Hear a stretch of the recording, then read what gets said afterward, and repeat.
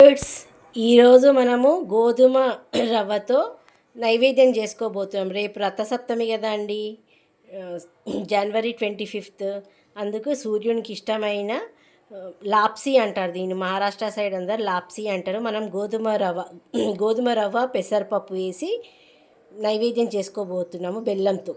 దీనికి ముందుగా పెసరపప్పుని నానబెట్టుకొని ఇలా ఉడికించుకున్నాను.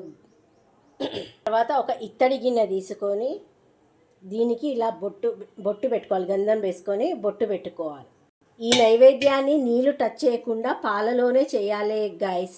ఇప్పుడు ఈ ఇత్తడి గిన్నెలో కొన్ని పాలు పోసేస్తాం. స్టవ్ మీద పెడదాం. దీనికి కావాల్సింది యాలక్కాయలు, బెల్లము, గోధుమ రవ్వ కడిగి పెట్టుకున్నాను. ఇది పెసరపప్పు ఆల్రెడీ నేను ఉడకబెట్టుకున్నా. ఇలా స్టవ్ పై పెట్టుకొని ఒక పొంగు వచ్చే వరకు పొంగించుకోండి. ఇలా పొంగు వచ్చాక ఈ రవ్వని వేసేసుకోండి. గోధుమ రవ్వని వేసేసుకొని బాగా స్టీల్ ప్లేట్ కన్నా ఇది చెక్కతోటి కలపండి. చాలామంది దీన్ని ఈ ప్రసాదం చేసేటప్పుడు చెరుకు గడ్డతోటి కలుపుతారు. మన దగ్గర అవైలబుల్ లేదు కాబట్టి నేను ఇది తీసుకున్నాను.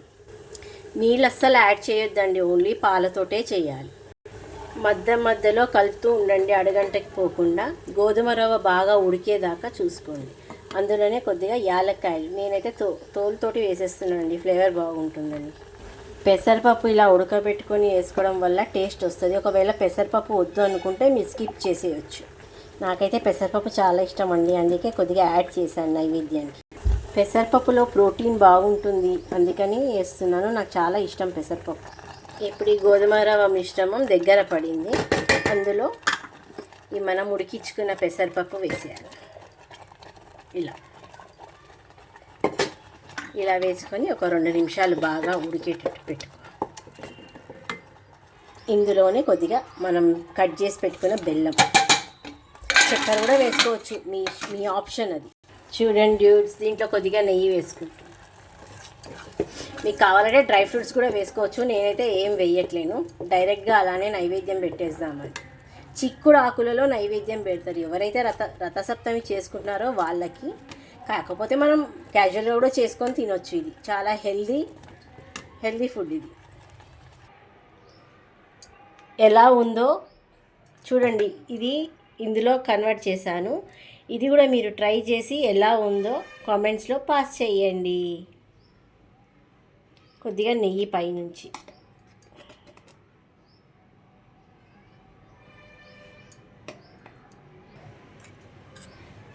చూడండి డ్యూడ్స్ ఎలా ఉందో. అప్పుడప్పుడు ఇలా చేసుకొని తినాలి కూడా, ఆరోగ్యం చాలా మంచిది. ఈ వీడియో మీకు నచ్చినట్టయితే లైక్ చేయండి, షేర్ చేయండి, సబ్స్క్రైబ్ చేయండి అండ్ కామెంట్స్. బెల్ బటన్పై క్లిక్ చేయండి మరిన్ని మోర్ వీడియోస్ కోసం. Thank you to all. Happy Rathasaptami. ఎవరైతే రథసప్తమి చేసుకుంటున్నారో సూర్యభగవాన్కి నైవేద్యం పెట్టి మీ మొక్కులు తీరాలని కోరుకుంటున్నాను. All the best.